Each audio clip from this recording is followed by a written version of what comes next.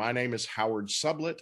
I'm the Chief Product Owner and CEO of Scrum Alliance, and I want to welcome you to the Manaus Regional Scrum Gathering in Manaus, Brazil. I know that this is online, and I so wish that it was in person. I met some of your organizers just a few years ago in Rio, and they invited me to your city.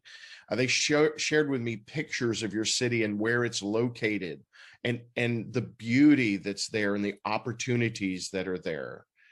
I'm very happy that we can sponsor an event like this and help it happen, help bring people together to learn more about real world agility and how we as an organization, as Scrum Alliance, can help provide something for you that goes far beyond just a test or a badge. Like, this is about building community, and the organizers of this event have made it crystal clear that this is about community.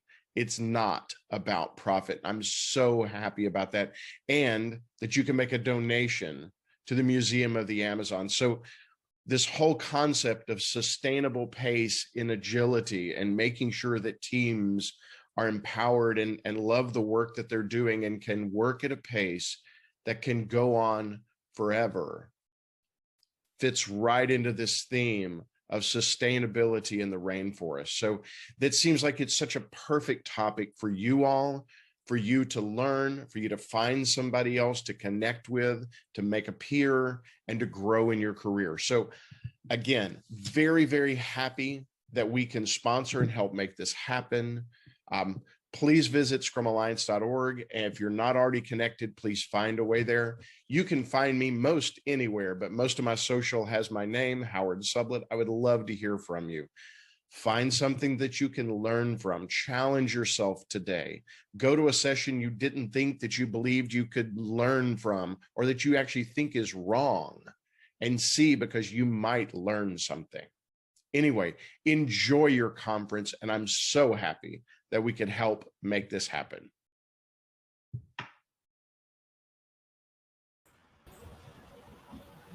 Boa noite, pessoal. Sejam bem-vindos ao Agile in the Jungle Scrum Gathering Manaus. Boa noite, Alexandre. Boa noite, galera. Sejam bem-vindos. É um prazer estar aqui. Felicidade. A gente vai fazer uma pequena apresentação para que vocês se familiarizem com o evento. Medeiros, eu vou projetar minha tela aqui. Por favor. Você começa aí. Vamos lá. Beleza? Já estamos vendo aqui a apresentação. Mais uma vez, boa noite a todos. Sejam bem-vindos, bem-vindos, bem-vindas ao evento oficial da Scrum Alliance Regional Gathering Manaus. Esse evento está com um propósito, desde o início, né, da primeira edição, de incentivar e disseminar a cultura e práticas ágeis aqui na região norte. É o segundo Gathering no Brasil. E ele surgiu com membros da comunidade do Agile Manaus, uma comunidade daqui de Manaus, onde a gente troca experiência, busca discutir sobre temas voltados à cultura ágil, Scrum, Kanban, Lean, XP, todos esses métodos e práticas que vocês conhecem. O link da comunidade está aí disponível, vocês podem acessar. Sejam bem-vindos à comunidade. E a gente está hoje aí na nossa quarta sprint. A gente está com 5 sprints, são 5 dias aí de evento.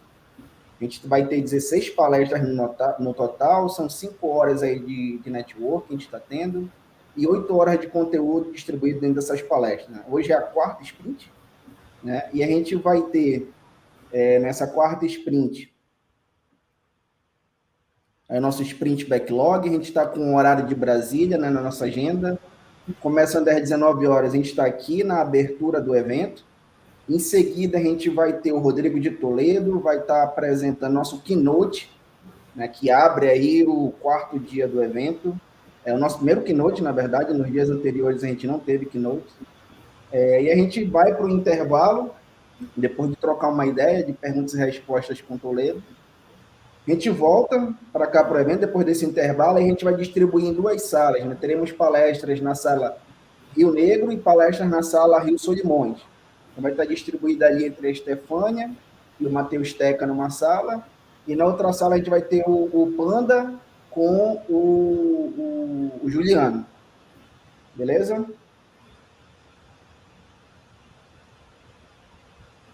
A gente está com a nossa área também de networking, tá? Ela está rolando. Você pode encontrar a sala indo lá no hall principal do evento. Tem um banner lá no lateral, você pode clicar lá e você vai se conectar com outras pessoas lá. Fica aí a missão para cada um de vocês se conectarem com pelo menos 2 novas pessoas, pessoas que vocês não conhecem. Troquem experiências e discutam com elas, realizem novas conexões. E aí vale lembrar, né, que aí você estando dentro da sala, tem alguns cuidados que precisam ser tomados. A gente orienta você ligar a sua câmera e seu áudio somente quando for de fato entrar na sala, para evitar que algum deslize aconteça aí e seja pego desprevenido durante um momento inoportuno. E a gente vai ter uma área importante aqui para um evento de agilidade, de Scrum principalmente. A gente está aí na quarta sprint, e como foi importante essas 13 sprints de melhoria contínua que a gente vivenciou nesse evento, para esse grande momento, graças a esse input aqui, os feedbacks que vocês estão dando durante todo o evento, vão evoluindo ele a cada ponto. Então, reforça que está funcionando bem para a gente, deixa a gente enxergar as oportunidades de melhoria, que tem um grupo de facilitadores monitorando esse quadro. Acessa ele lá no hall do evento, tem um banner com a área de melhoria contínua e feedbacks, e deixa a gente saber como tornar esse evento ainda melhor para vocês, durante o evento e não ao fim dele. Nosso código de conduta, é importante que vocês saibam que seguimos alguns valores aqui, né, comentários verbais ofensivos relacionados a gênero, identidade de gênero, expressão, idade, orientação sexual, deficiência, aparência física, tamanho corporal, cor de pele, etnia, religião, escolha de tecnologias, intimidação deliberada. Eles são contra os nossos valores, e como você seria convidado a se retirar caso não respeite esse código. Esse é um evento sem fins lucrativos, mas a gente tem um propósito de ajudar o MUSA, que é o nosso Museu da Amazônia, é uma área linda de pesquisa aqui de Manaus. Se você estiver aqui em Manaus, visite o Museu da Amazônia. Aí a nossa mensagem é que a gente está empolgado com o futuro, mas jamais sem esquecer o que a gente é selva. Então, a gente já arrecadou R$ 794, dá para comprar muita semente aí para o Museu da Amazônia. Então, colabora. A gente tem sempre um QR Codezinho para você, que você ainda não colaborou. Se quiser colaborar com o Museu da Amazônia, ele passou por um período bem difícil aí durante a pandemia, e a gente está com essa missão de ajudá-lo a sobreviver. Nossos agradecimentos especiais aos nossos patrocinadores, né, Scrum Alliance e FPF Tech. Sem eles, a gente não poderia estar aqui. Existe toda uma ferramentaria para a gente fazer isso acontecer, todo um suporte, e esse apoio é fundamental. Então, muito obrigado. E, sem mais delongas, vamos apresentar a vocês o nosso keynote especial. Que felicidade que esse cara está aqui com a gente. Olha, deixa eu apresentar ele rapidinho aqui. O Rodrigo, ele é agilista, professor, instrutor, fundador da K21, organizador de eventos ágeis de todo o país, um dos cofundadores do Agile Brasil, inclusive, palestrante nacional, internacional, PhD na França, deve falar uns 20 idiomas, eu não sei quanto, instrutor oficial da Scrum Alliance, Kanban Coach Professional, instrutor internacional de Lean Kanban, e também facilitador de Manage 3.0. Se eu continuar falando aqui, a gente não vai terminar essa palestra. Então, eu queria chamar esse cara especial, que é um grande mestre nosso. Bem-vindo, Rodrigo. Obrigado aí, Alexandre, obrigado, Medeiros. Te cortei, né, Alexandre? Mas chega, né? Você já falou o suficiente aí, né? Tá bom. Não precisa falar tanto, a galera já me conhece. Obrigado mais uma vez, cara, pelo convite. Honra imensa estar aqui sendo keynote speaker, é uma coisa que eu nunca fui na vida. Está valendo mais que todas essas outras linhas aí do meu currículo que você resolveu falar aí. E com gente bacana como vocês, com um local que a gente gosta muito, né? Eu já fui diversas vezes a Manaus, muitas vezes pelo convite seu, né, Alexandre, ali para a gente ajudar ali o pessoal da FPF e outras empresas, né? As fundações e tudo. Gosto demais, tanto que na última vez que foi ali, né, 2019, levei a família, né? Não, vai todo mundo, a família toda foi para Manaus, nos divertimos e demos palestra e essas coisas, né? Enfim, muito obrigado aí, Alexandre, obrigado, Medeiros. Cara, eu botei aqui para apresentar, botar no modo apresentação, né? faltou botar no modo apresentação aqui. Boa. Vê se está funcionando aí, Medeiros. Já parei aqui. Vou sair de cena aqui, que senão tu não aparece, eu fico te atrapalhando. Tá Abraço, bom. boa apresentação. Obrigado Toledo, aí, Medeiros. o palco é seu, obrigado. Obrigado você, cara. Eu posso ir até às 20, né? Tá certo, né? Às 20 que a gente para a pergunta, ou você quer que pare um pouco antes para a pergunta? Vou seguir, hein? Me avisa aqui no...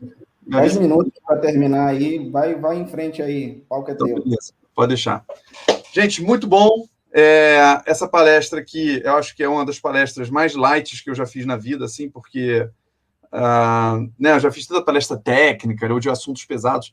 É um assunto light, é um assunto que daria para ter... Se você estiver aí na tua casa, aí, tiver um adolescente aí na sua casa, de repente pode se sentar ali do lado e curtir também o conteúdo, tá? Acho que é um conteúdo meio que para a vida, aprender, ensinar, criar, tá?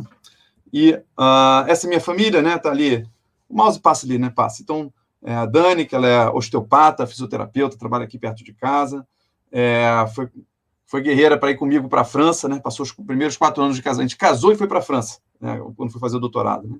E lá nasceu a minha filha mais velha, a Carol, nadadora pelo Flamengo, está, inclusive, aí tá vésperas do brasileiro, vai nadar lá em Recife, e a Bia, a minha mais novinha, que é sempre a da peripécia, que quer inventar coisa diferente, inventou, inclusive, o local dessa foto foi ela quem pensou, porque na época de pandemia, que a gente não estava saindo de casa, ela falou assim, vamos lá no telhado do prédio. E aí no telhado do prédio a gente viu essa, né, vista maneira, que o meu apartamento está para o outro lado, né, batemos essa foto. Ali eu botei, né, as várias linhas do currículo, como estava falando ali, mas talvez eu destaquei aqui embaixo o fato de eu começar a ser professor muito novo. Então, com 20 para 21 anos, eu já era professor na PUC, né, na Universidade Católica aqui do Rio de Janeiro, e isso marcou muito a minha vida, né?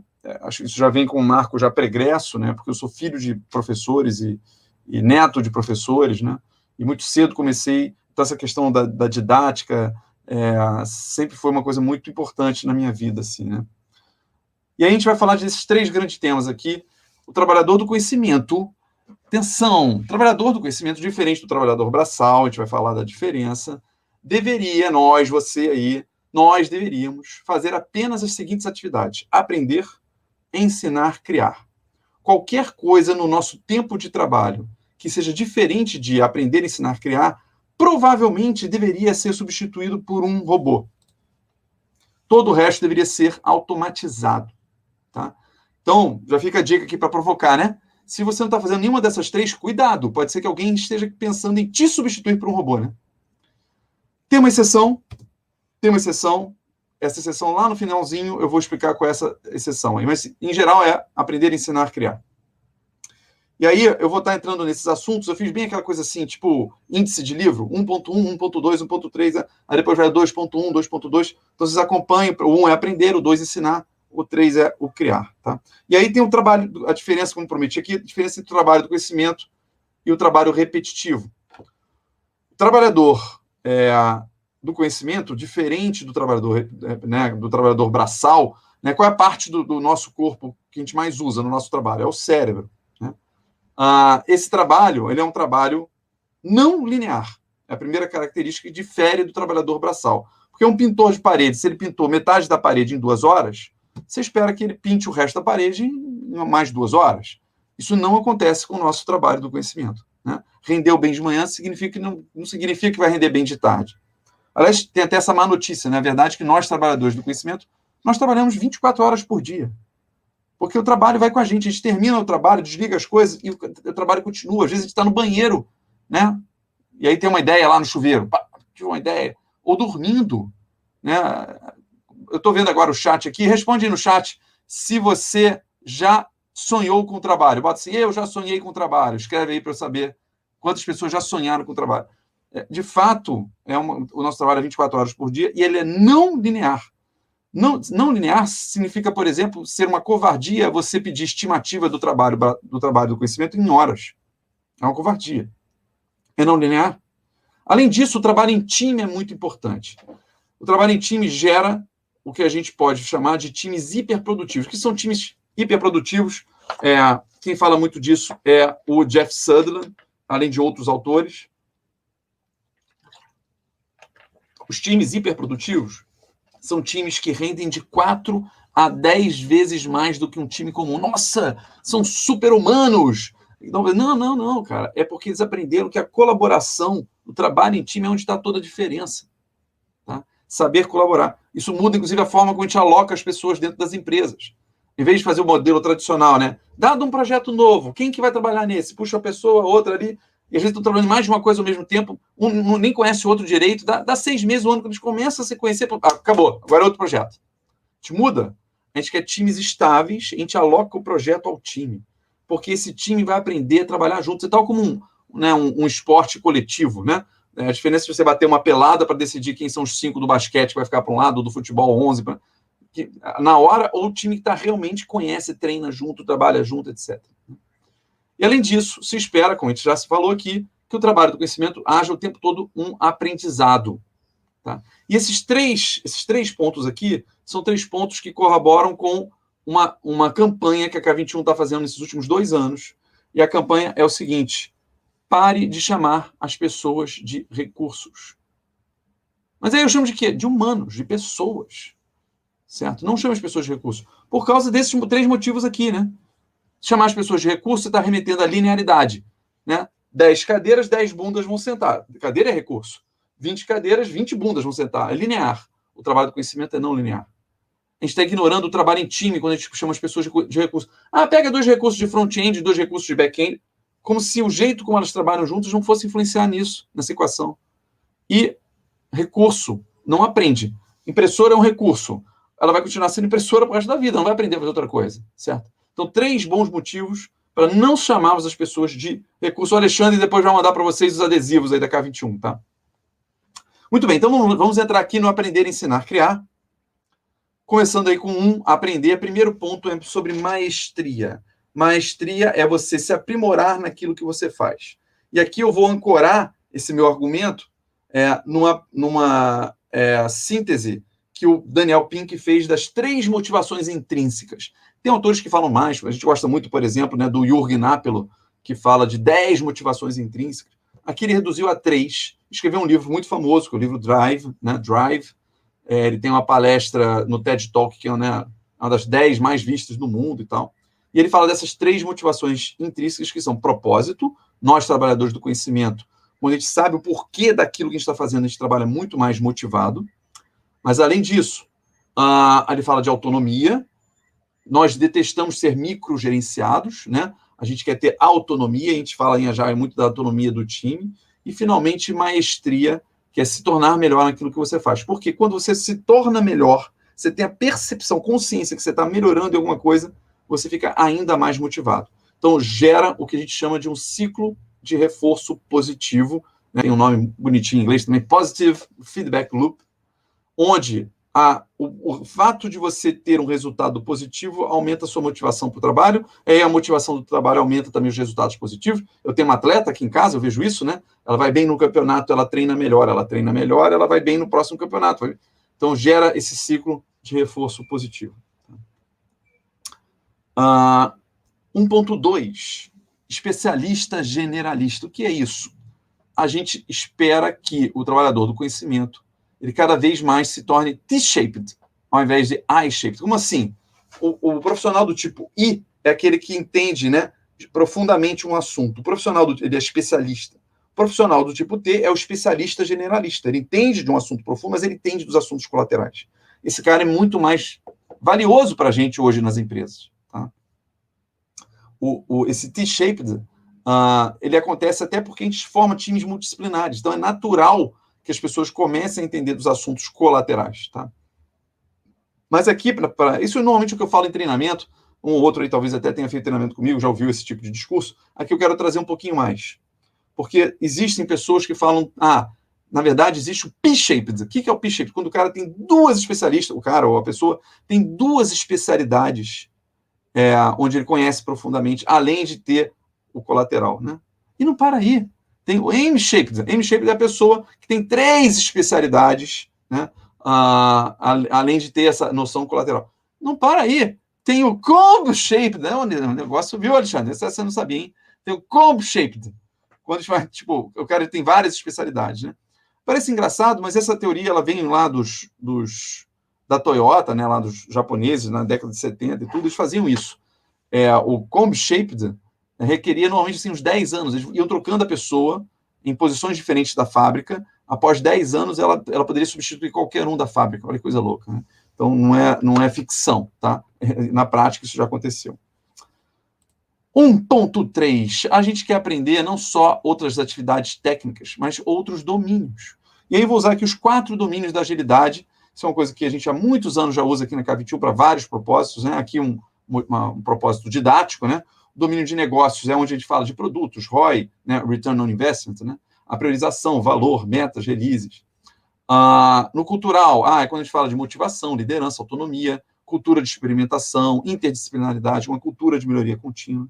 Organizacional, que é realmente quais são, né, os nossos processos ou métodos de trabalho, quais são as reuniões que a gente faz, os ciclos, né, a distribuição dos times, o fluxo de trabalho, frequência de entrega, local de trabalho. E as pessoas, às vezes, confundem agilidade só com essa parte organizacional. A agilidade tem que trabalhar os 4 domínios. Tá? Por último, ali, o domínio técnico, como é que é a qualidade do nosso trabalho, como é que é o nosso nível de automação, ferramentas, padrões na execução, a própria maestria ali de novo. Por que eu trouxe esses 4 domínios aqui sobre aprendizado? Porque você pode também querer se aprofundar em aprendizados, não só aprendizados técnicos. Eu quero aprender mais sobre cultura. Como é que eu faço para o meu time trabalhar mais motivado? Como é que eu faço para a gente ter uma cultura maior de experimentação? Não, eu tenho uma especialidade técnica, mas eu quero entender mais do business. Aliás, por favor, todos da área técnica têm que entender mais do business, tá? Não tem mais espaço para, pessoal técnico não sabe fazer a linguagem de business. Tem que aprender a linguagem de business. Enfim, então, são outras áreas que vão além das áreas técnicas, tá? 1.4, curiosidade do mundo. Cara, levem isso para a vida. Eu tento ter todo ano, a gente faz aqui em casa, né, as metas para o ano e tal, acho bacana, né? Não é todo ano que a gente consegue, mas isso já tem, né, longa data. Antes da gente casar, eu e a Dani já fazia isso. E aí eu tenho uma meta que eu sempre repito, que é aprender algo novo. Não é todo ano que eu consigo, né? Pode ser um instrumento musical novo, pode ser um esporte novo, pode ser uma língua nova, pode ser uma arte nova. Eu fiz aula de teatro, a Dani já fez aula de fotografia. Então, sempre está aprendendo outras coisas, que isso vai mexer em outras partes do seu cérebro. Né?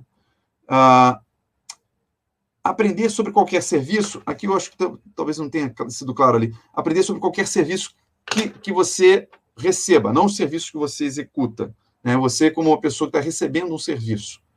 Eu estou num médico, eu estou num dentista, eu chamei um pedreiro para fazer uma obra aqui, eu estou num restaurante e tem um garçom, eu estou querendo aprender sobre o serviço deles. E eu sou daqueles chatos que perguntam por que de tudo. Tá? Detesto médico, dentista ou qualquer coisa né, da área médica que não me explica o que ele está fazendo. Cara, acabou. Ali é a última vez que eu vou nele. Vou para um que me explique tudo. Às vezes eu levo umas... Viu, Alexandre? Às vezes eu levo um chute debaixo da mesa, assim, que a Dani fala assim, para, você está muito chato. Eu fico querendo perguntar de tudo. Aí eu fico, não, deixa, então vai, continue. Enfim, aprender sobre tudo. Eu cheguei a escrever um post no blog que fala sobre isso, porque é a pergunta mais importante do mundo, quiçá do universo. São dois textos diferentes, tá? Esse é recente. A pergunta mais valiosa que existe é o porquê, não tenham dúvida. Além disso, tem essa outra, que talvez tenha uns 3 anos que eu escrevi, vamos trocar exclamações por interrogações. Né? A gente trocar afirmações por perguntas. Tá? São 2 dicas valiosas aí nessa área. Tá? E aí, aprender sobre pessoas. Né? Todo mundo tem uma história interessante. Cara, você está no ponto de ônibus, a pessoa que está do teu lado, se ela puxou o assunto, ou você viu um espaço para você puxar o assunto, pergunta sobre a vida dela, cara. Sempre vai ter uma coisa interessante. Sempre. Todo mundo tem uma história interessante para contar. 1.5, está quase acabando o 1, né, que eu aprender. Aprender já pensando em ensinar. Essa é uma dica muito minha. É como eu faço, tá? Vejam se faz sentido, experimentem, ver se faz sentido para vocês. Então, toda vez que eu estou aprendendo alguma coisa, e pode ser uma coisa técnica, por exemplo, acho que serve para tudo, mas pense em uma coisa técnica. Eu estou aprendendo uma coisa nova. À medida que eu vou aprendendo, eu já vou pensando a forma como eu vou dar aula daquilo. É o meu jeito melhor de aprender. Não sei se funciona para todo mundo, testem e depois vocês me dão um feedback. Tá? Então, eu vou aprendendo um assunto, eu já vou pensando os slides, como é que vão ser da aula que eu vou dar daquele assunto. Pode ser no livro que eu esteja aprendendo, já vou criando meio ali do lado, ou pode ser numa aula que eu estou assistindo. Né? eu já vou pensando assim, quais dicas eu vou dar para quem chegar no assunto agora? Né? Tipo, o que eu gostaria de ter ouvido que esse professor ou esse livro não me falou no início, para eu já trazer no início. Né? E vou tentando identificar padrões, porque uma forma de você ensinar, já a gente vai falar de ensinar, é você perceber os padrões. Então, é isso, já vou criando os slides para a minha própria aula. Eu não sei se eu vou dar essa aula, entendeu? Eu só crio porque me ajuda a aprender. Claro que algumas vezes me ajudou, né? De fato, depois eu dei a aula daquele assunto. Mas é a menor parte das vezes. A maior parte das vezes eu estou fazendo isso independente de se eu vou ter essa chance ou não. Último assunto, atenção, último assunto nessa parte do aprender, depois a gente vai passar para o ensinar. E no ensinar eu já vou retomar essa figura já. Então é legal, prestem atenção nessa figura. Existe um negócio chamado incompetência consciente. Incompetência consciente é quando a gente... Deixa eu falar das 4 e já boto as frasezinhas. Então, incompetência consciente, que evolui para uma incompetência consciente, que evolui para uma competência consciente, vou usando meu mouse aqui para vocês não se perderem, e, finalmente, competência inconsciente. Tá? Quando a gente está aprendendo alguma coisa, às vezes, no ponto de partida, a gente fala assim, tipo, você vai aprender a andar de patins, de skate. Você olha a pessoa fazendo um negócio ali fácil, né? Claro, você vai olhar a nosso skatista que ganhou medalha de prata nas Olimpíadas, né? Tem algum colega seu, sobe no skate, vai para lá e para cá, e fala assim, não parece ser difícil. Aí você sobe no skate e já dá aquela primeira desestabilizada, você começa a perceber que, opa, é mais difícil do que eu imaginei. Mas se você perseverar, vai tentando ali aprender, você pode evoluir para competência consciente, do tipo, se eu me concentrar, eu consigo fazer. Não venha falar comigo outro assunto, não dá para andar de skate ou de patins, ou de outro assunto, deixa eu concentrar aqui. Até finalmente você ter uma competência inconsciente. Ou seja, eu faço sem prestar atenção. São os 4 níveis de competência. Tá? Legal. Deu para entender isso daqui?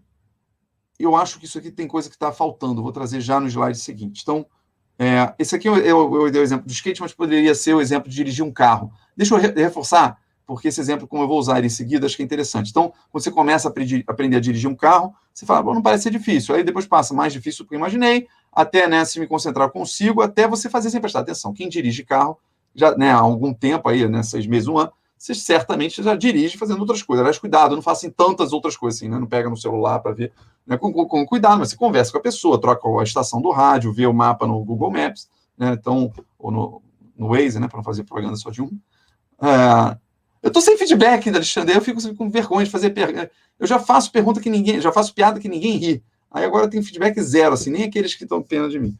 Mas, enfim, terminamos essa parte aqui, vamos passar para o ensinar. Ensinar. Eu peguei uma foto, assim, num momento muito prazeroso, assim, essa é uma aula de CSPO.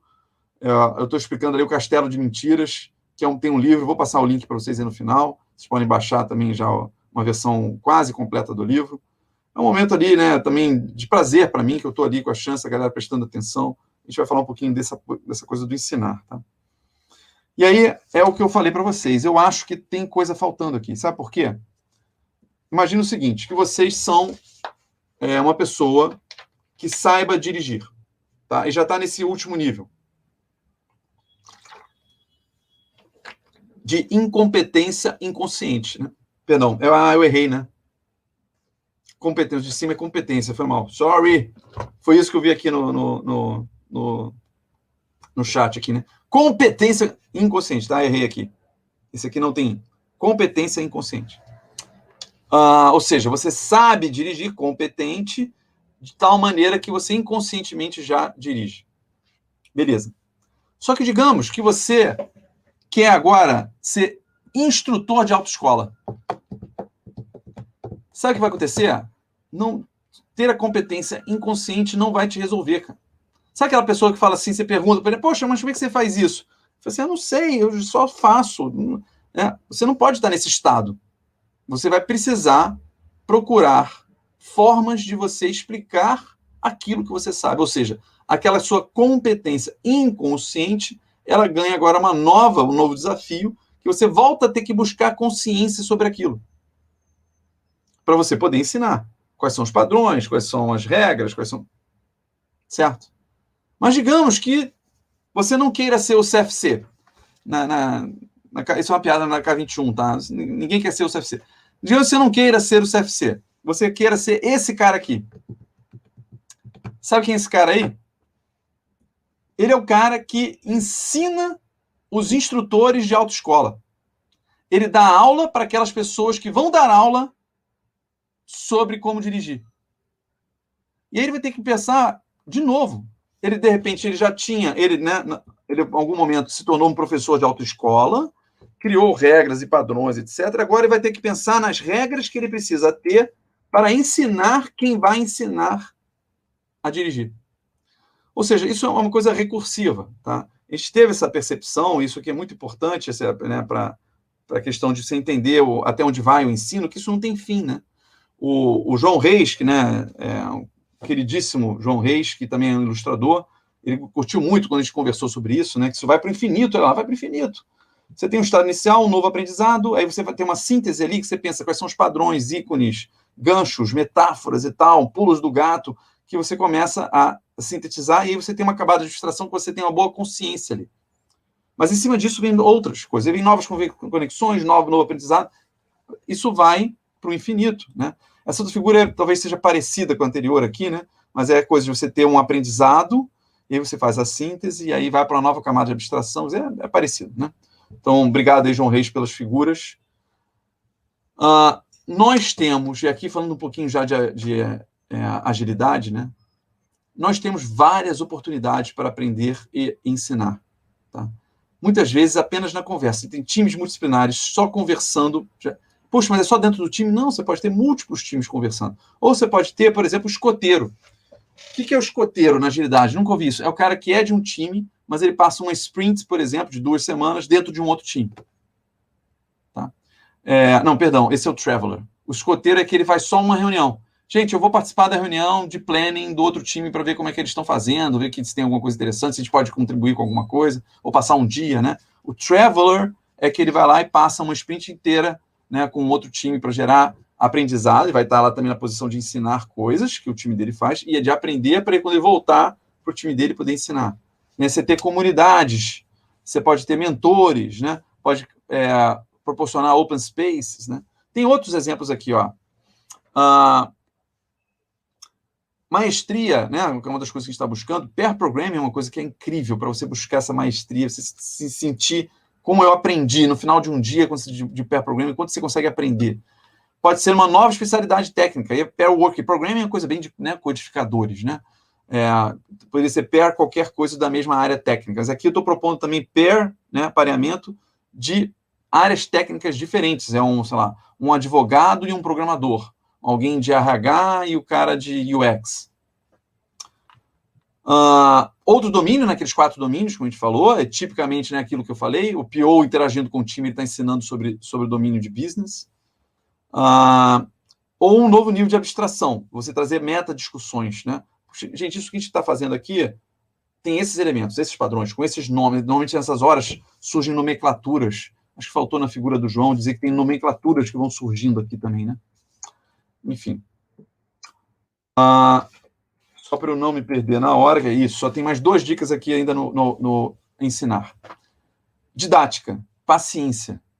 Tem que ser divertido. Ensinar tem que ser divertido. Se alguém quer aprender algo, essa é uma frase minha, assim, que eu uso muito. Se alguém quer aprender algo que eu sei, se ele não entender, eu tentei ensinar, se ele não entender, a falha é minha. A falha está em quem está tentando ensinar, não em quem está tentando aprender. Tá? E uma coisa que a gente faz muito no ensino é você fazer fatiamentos. Fatias de ensino. Como assim fatias? São as mesmas fatias que a gente fala lá dos user stories, que a gente tem que entregar valor desde o início. Então, como é que eu consigo entregar? Eu vou ensinar alguma coisa no treinamento, às vezes 16 horas. Como é que eu já nos primeiros 15 minutos eu já vou entregar algo de valor, e nos próximos 10 minutos algo de valor, e nos próximos 10 minutos algo de valor? Ou seja, desde o início está entregando valor. Né? E essa preocupação de ter um maior ROI. ROI, quase todo mundo deve saber aí, mas é o retorno sobre investimento, uma equação, né? R dividido por I. A gente quer o maior ROI possível. No caso do ensino, o I, né, esse custo, é o tempo para você entregar a fatia. Então, quando eu falei aqui 10 minutos, 15 minutos, meia hora, é o tempo que eu estou levando. Eu tenho que entregar bastante valor, né, e tento otimizar o meu tempo de explicação para eu ter um alto ROI. Tá? Último aqui dessa parte do ensinar é o sistema puxado de ensino.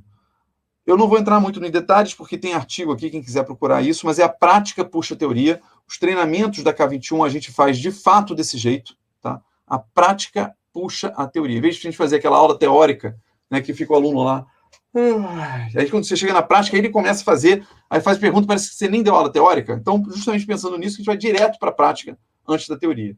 Isso é uma coisa que a gente faz aqui na K21, mas veio da minha época de professor de faculdade.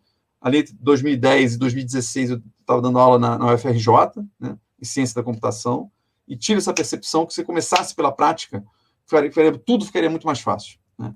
Então, inspirado muito em Dojo. Dojo é muito assim, quem não conhece Dojo, depois procure aí, não vou explicar aqui. É uma forma de... pessoal tá muito em programação, pode fazer Dojo e outras coisas, não precisa ser só programação. Mas, enfim, os dojos têm muito esse modelo assim, né? A gente faz e depois discute. A gente executa e depois discute. Então, esse é o estímulo. E tem uma regra que a gente fala, quem segura a caneta. Imagina o seguinte, eu tenho 4 pessoas, agora no ambiente de trabalho. 4 pessoas de um time. Um deles é o mais sênior. Tá? O outro, digamos que estão discutindo que eles vão ter que fazer um refactoring, vocês vão mexer num trecho do código, vão modificar um trecho do código para ele ficar melhor. Então, tem um que é o cara mais sênior. É o cara que conhece esse sistema que eles estão querendo mexer. Um outro é quem está propondo a mudança. Está propondo a mudança. Tem um terceiro que entende muito de UML. O UML é uma forma de você desenhar código, né, para fazer esse tipo de discussão. E tem um quarto cara que é o estagiário. Você tem um quadro branco e uma caneta. Para quem que você vai dar a caneta? Para qual dos 4? Para o estagiário. E você vai falar para o estagiário o seguinte, estagiário, está aqui a caneta e só desenha aquilo que você entendeu. Porque aí você está dando um ritmo para todo mundo estar falando a mesma linguagem. Não adianta um cara sair rabiscando e os outros não estão acompanhando. Certo? Então, pensem bastante sobre isso também, né, nesse ritmo de aprendizado. Tá? Um bom storytelling pode fazer a diferença. É bom pensar num storytelling. Vou criar um treinamento de 2 dias. Qual é o storytelling desse treinamento? Eu vou criar uma palestra. O que eu estou querendo passar aqui? Estou querendo passar 3 pontos só. Aprender, o ensinar e o criar, né, de todo o knowledge work. Se você ter um bom storytelling para você botar o seu conteúdo, faz toda a diferença. Tá?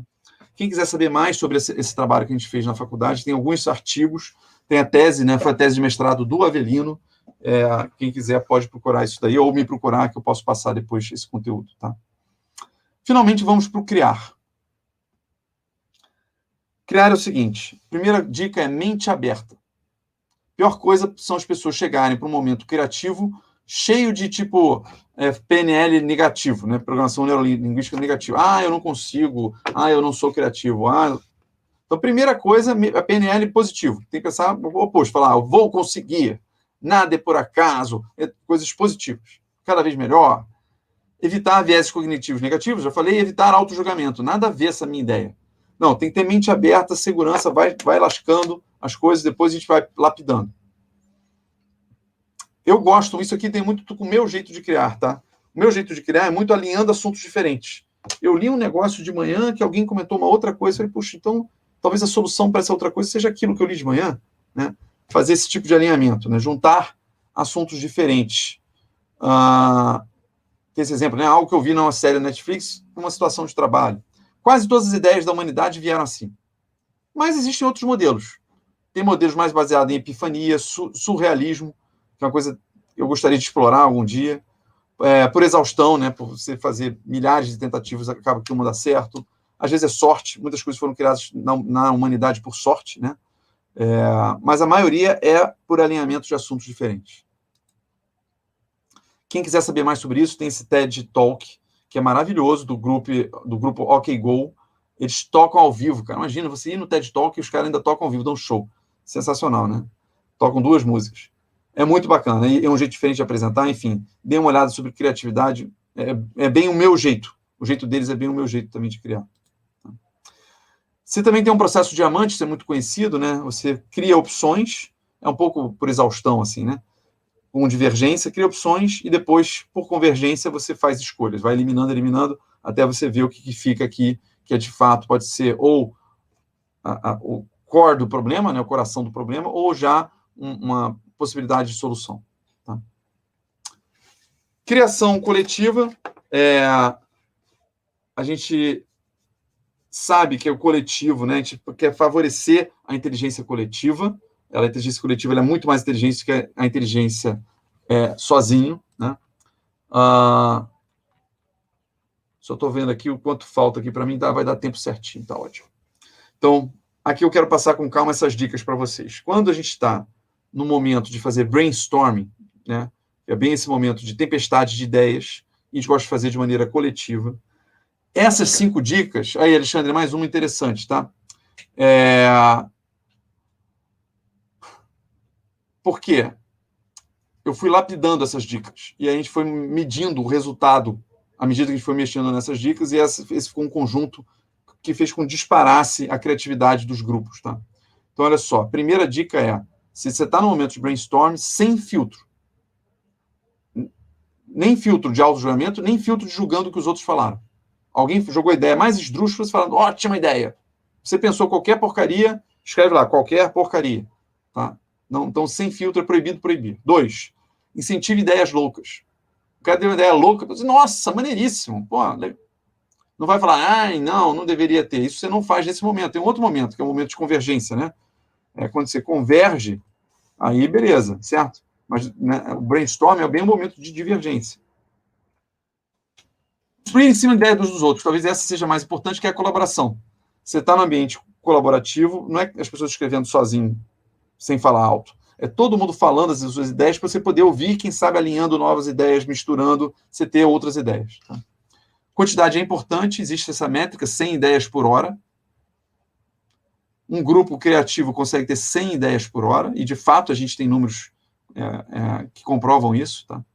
E use post-its com palavras-chave, é uma dica, você anotar rápido um post-it, outro post-it, vai anotando. Né? Claro, no mundo online, alguma ferramenta que equivale a post-its, né, para as pessoas irem podendo anotar várias ideias.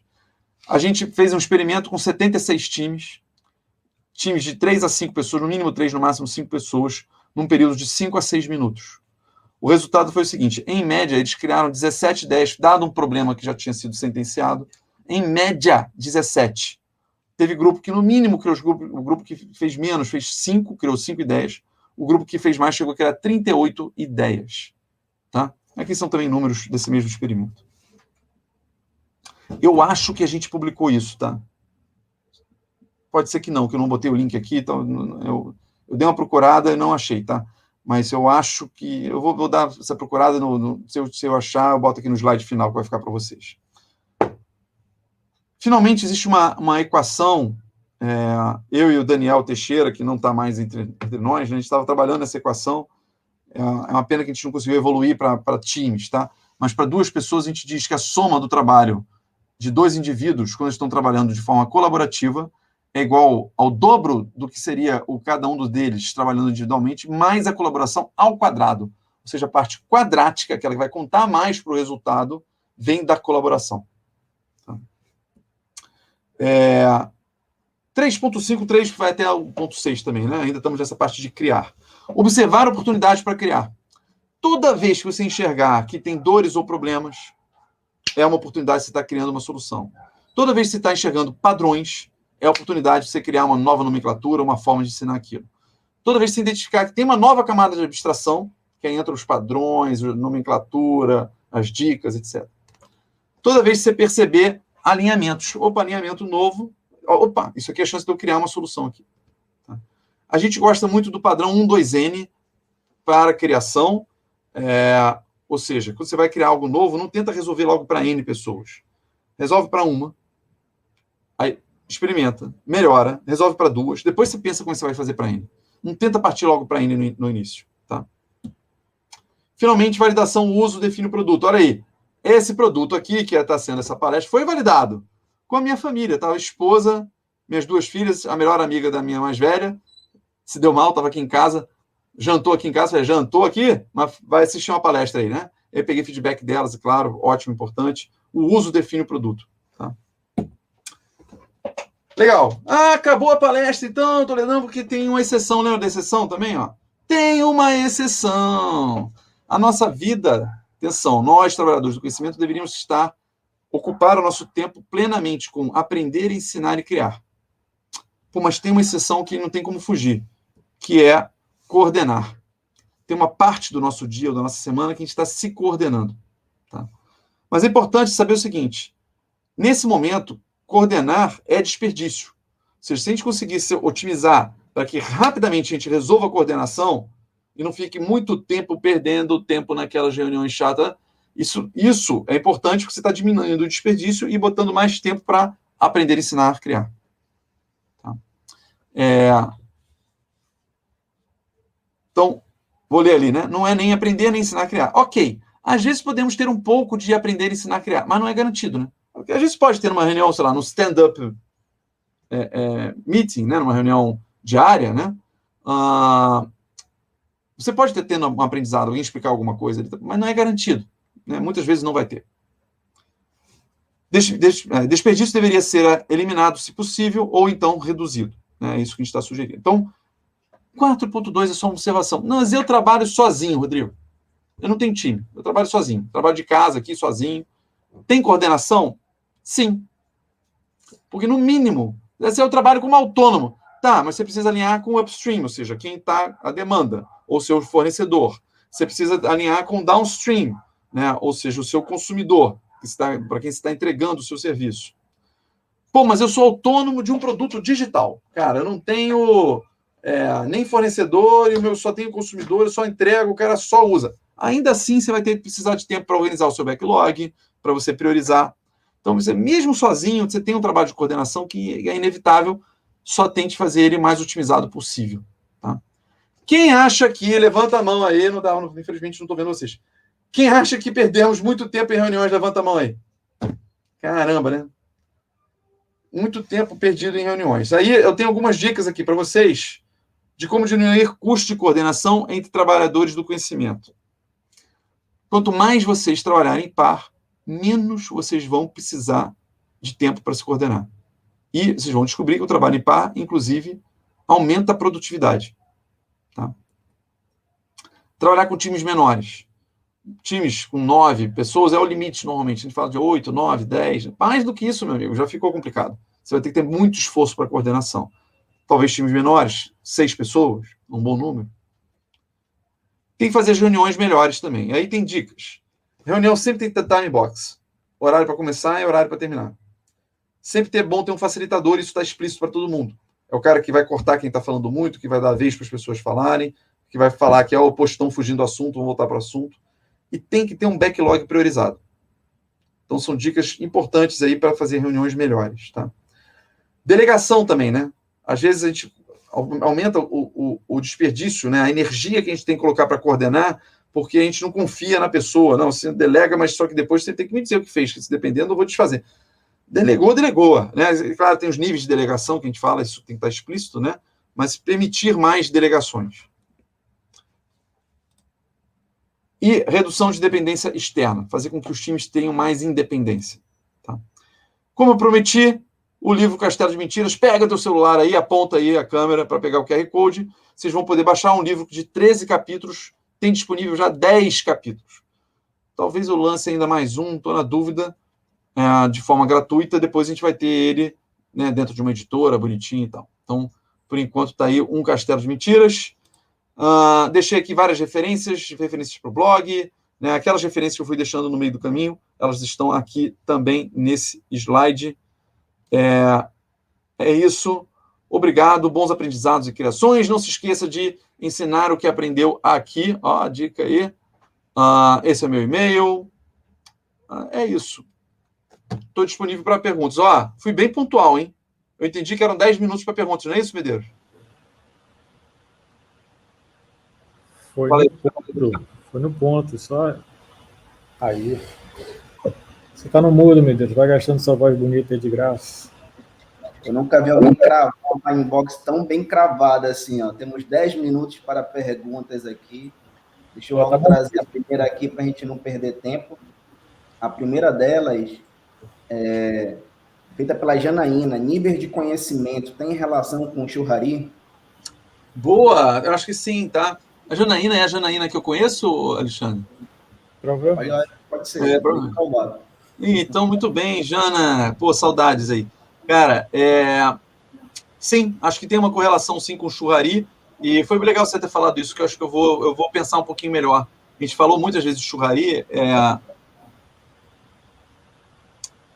seriam talvez os 3 níveis de cima, né? Os 3 níveis de cima seriam o Churrari. O de baixo é antes de você aprender alguma coisa, depois Churrari. Acho que tem uma correlação. Eu vou pesquisar se alguém já fez essa correlação. Gostei da pergunta, Janaína. Acho que tem tudo a ver, sim. Você tem razão. Essa foi fácil de responder. É fogo amigo, né? A Janaína não ia mandar uma pergunta cabeluda para mim, vai. Fogo amigo, esse não vale. Ela mandou uma legal. Bora ver essa daqui, então, é melhor. Não, olha só, a pergunta dela foi ótima. Não, sim. Mais difícil. Manda aí, Alexandre. Diogo, né? Eu estou lendo aqui, posso falar aqui. Como o papel da liderança influencia na aprendizagem, cara? Acho que bastante, né? Eu estou quase jogando essa bola para o Alexandre responder. Alexandre, como o papel da liderança influencia na aprendizagem? Primeiro é não atrapalhando, né, não, Alexandre? Criando condições, Criar condições, alimentar as pessoas, perguntar se elas estão aprendendo, se elas estão evoluindo nas suas carreiras, né? Acompanhar, ter um interesse genuíno que as pessoas evoluam, né? Isso é ser líder, né?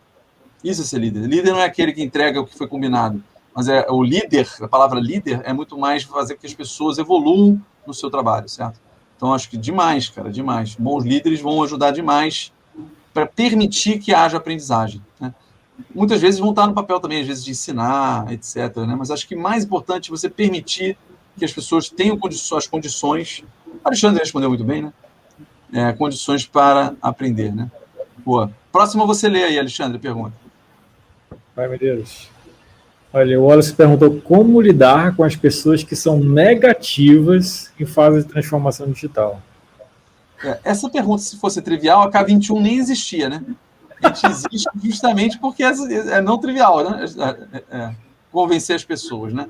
Mas eu costumo dizer o seguinte, Wallace, sempre aparece essa pergunta para mim, tá? Como é que eu convenço? É parecido aqui, né?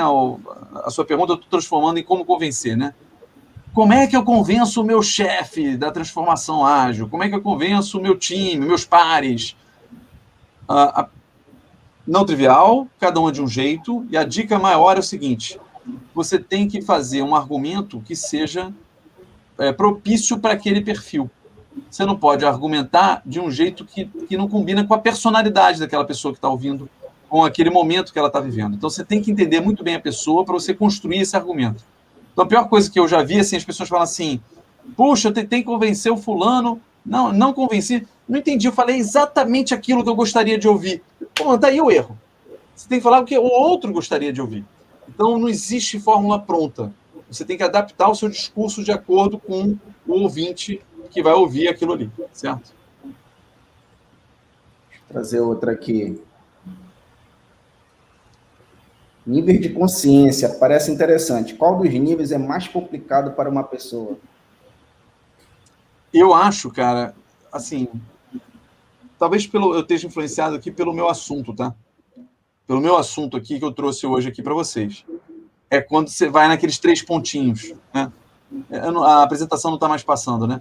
Mas estava lá, quando eu falei que você vai ter que criar uma camada nova de abstração. Ali eu acho que é o maior esforço, cara. Quando você sai do modelo só do tô aprendendo e começa a entrar no modelo, tem que ensinar aos outros. Eu acho que ali é a parte mais complicada. E, bom, não sei vocês, mas eu, Alexandre Medeiros, a gente acha que a parte mais complicada é a mais divertida. Tá certo, Medeiros? Tá certíssimo. Então é isso. É a parte mais complicada, mas também é a mais divertida. Vou puxar mais uma aqui. Aline, eu leio então. Aline perguntou o seguinte: como lidar com pessoas que não se envolvem com o trabalho? Tá, eu fiquei um pouco na dúvida, que tipo de perfil é esse que não se envolve com o trabalho? Se envolve com o quê? Estão falando de pessoas no trabalho ou pessoas em casa, que é diferente, né? Alexandre, interprete para mim a pergunta aí que eu respondo. Não, eu estou vendo se ela responde no chat aqui para gente. Como lidar com pessoas que não se envolvem com o trabalho? Talvez seja assim, aquelas pessoas que estão no nível intermediário de gestão, né? Acho que tem uma coisa interessante para dizer aqui. Então, vê se é isso, Aline. Vou chutar aqui, tá? é legal que conecta bastante com o que eu acabei de falar sobre coordenação. Os modelos tradicionais, né, de gestão, que estão lá naquele castelo de mentiras, certo? Depois vocês leem lá o castelo de mentiras, vocês verem, né, vocês curtirem lá. Esse modelo tradicional, ele é um modelo que exige muita coordenação. Porque você tem que levantar todos os requisitos, e aí do outro lado tem que fazer interpretação, e tem um analista de negócio, tem um analista técnico, aí tem o cara que faz o design do negócio. Antes disso tudo, só antes de começar. Depois que começa, tem que garantir que está de acordo com aquilo que a gente combinou, está andando, que só no final a gente vai mostrar daqui a um ano. Esse é o modelo tradicional. O que ele acabou trazendo são vários papéis de coordenação. Você tem várias pessoas que não se envolvem com a execução do trabalho. Entregamos o produto no final. Desse produto no final, o que você fez? Não fiz nada. Eu só preenchi planilha e passei para lá. Eu fiquei escrevendo aqui o requisito e passei por muitos papéis intermediários. Então, esse aqui é um cuidado para quem está fazendo a transformação. Já teve uma outra pergunta sobre transformação. Cuidado. Quando a gente faz a transformação, a tendência natural é que você comece a eliminar esses papéis intermediários. Cada vez menos você vai ter esses papéis intermediários. Então, com muito carinho com essas pessoas que estão nos papéis intermediários, né, que não se envolvem na execução do trabalho, a gente tem que conduzi-las para algum lugar bacana, um lugar de novos aprendizados, onde aquele trabalho burocrático já não cabe mais, não faz mais sentido. Acertei, Alexandre? Ela falou alguma coisa aí?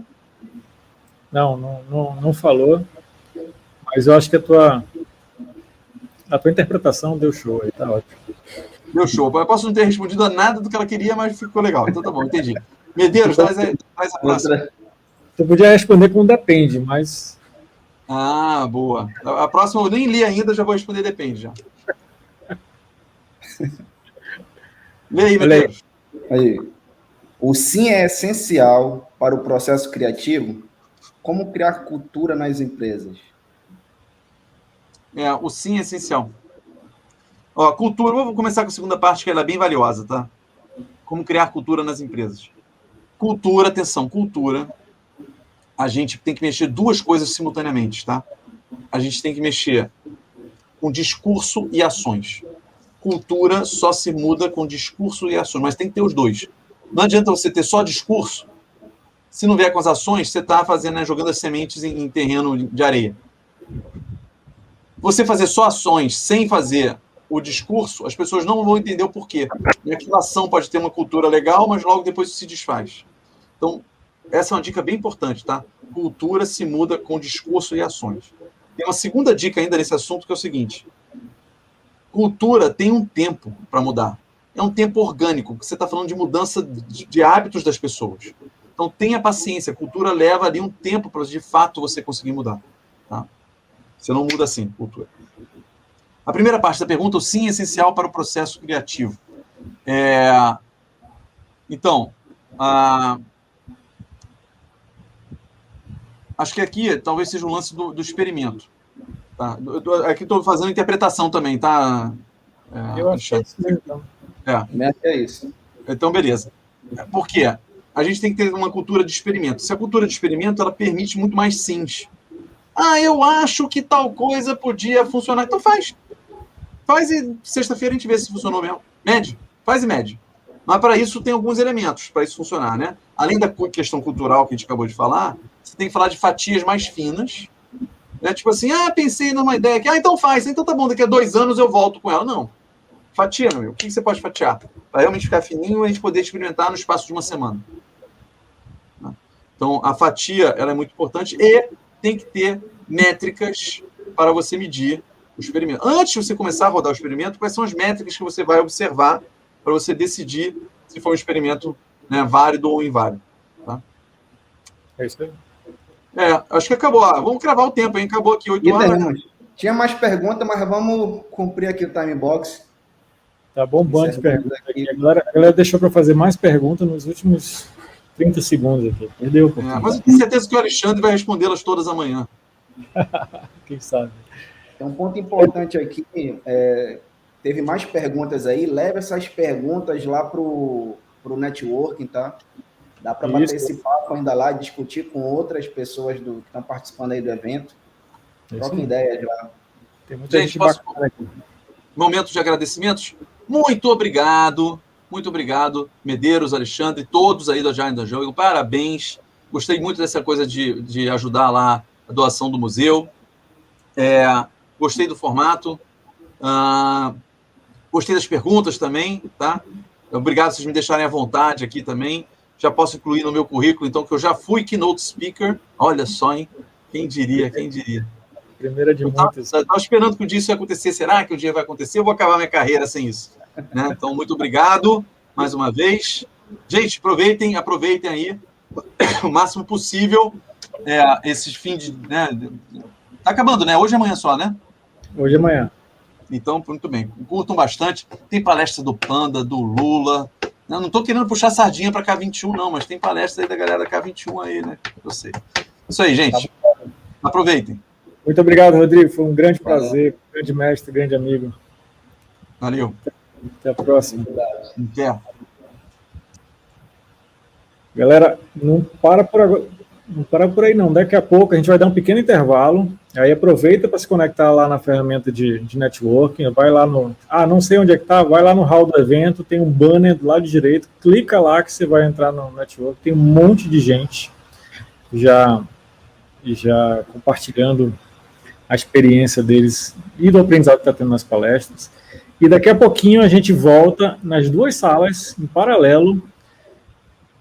Aqui, olha só, você conhece a Stefânia, você pode chamar ela de Fanny, e você pode chamar o Antônio de Panda, dois famosos agilistas aí que vão estar compartilhando conhecimento com vocês.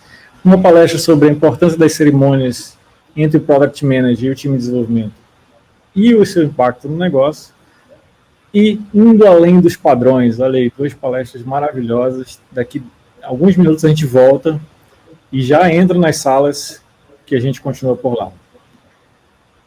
É isso aí, Medeiros. É isso aí. Chama a vinheta. Isso aí.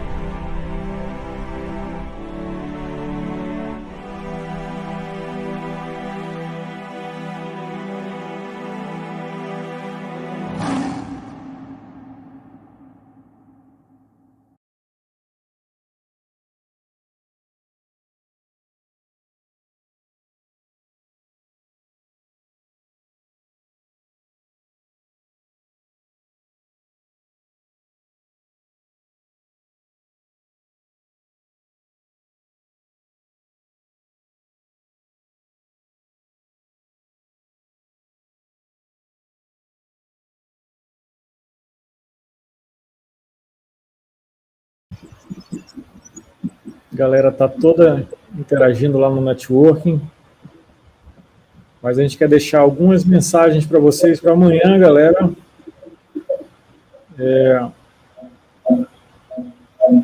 Medeiros, eu estou ouvindo algum eco aí seu na... agora funcionou. Não sei se tu ficou mudo, mas funcionou. Olha, algumas dicas aqui. Primeiro, vamos falar de amanhã, né? Amanhã é o grande encerramento do Agile in the Jungle. O que vem aí na próxima e última sprint? A gente vai ter uma série de palestras, até com temas provocativos, né? Que a gente está convidando vocês a participar dessa discussão maravilhosa. Abertura às 19 horas de Brasília, 18 horas para a galera de Manaus. A gente já começa com a Mariana Zapparoli, falando sobre o mal do produtismo. Dá para perder essa palestra? Não dá. Você tem que estar aqui amanhã, de todo jeito. E aí a gente investe mais tempo em networking, que foi mal barato hoje.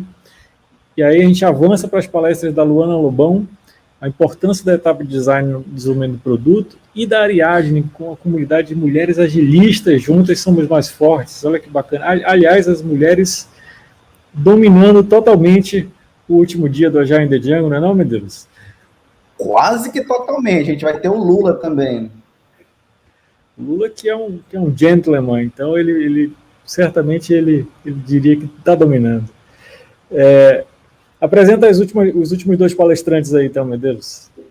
A gente também vai ter a Thaís, né? Ela vai trazer aí comunidades como rede de apoio.